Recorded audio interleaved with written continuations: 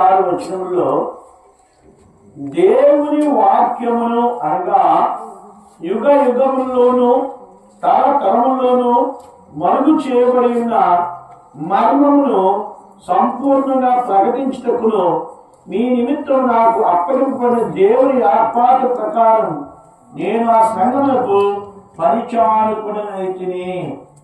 ఈ రాత్రికాల సమయమందు మీ దృష్టిని మీ గమనాన్ని ఈ వచ్చిన నిలపాలని కోరుతూ ఉన్నాను.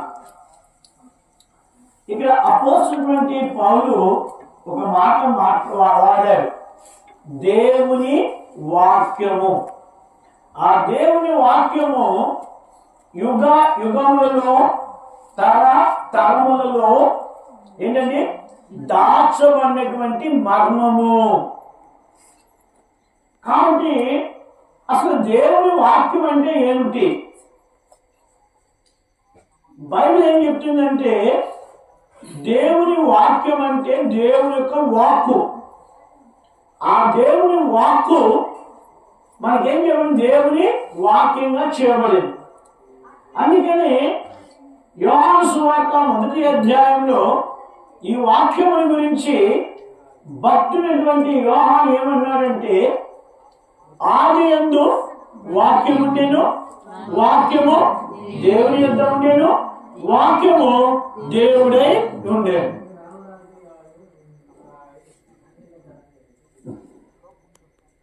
కాబట్టి ఇక్కడ చూడండి, జ్ఞాపకం చేసుకోండి, ఇక్కడ అపోస్తులైనటువంటి పౌలు దేవుని వాక్యము ఏం చేయబడిందని మరుగు చేయబడింది. ఈ మరుగు చేయబడినటువంటి వాక్యము మర్మమై ఉన్నది.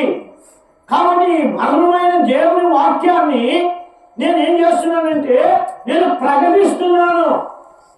కాబట్టి ప్రకటిస్తున్నాను అంటున్నాడు. ఏమి ప్రకటిస్తున్నాడు? దేవుని వాక్యాన్ని ప్రకటిస్తున్నాడు.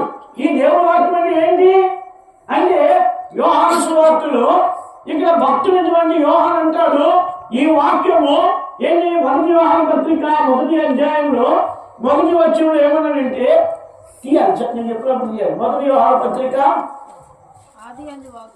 కాదు, 1 యోహాను పత్రిక 1వ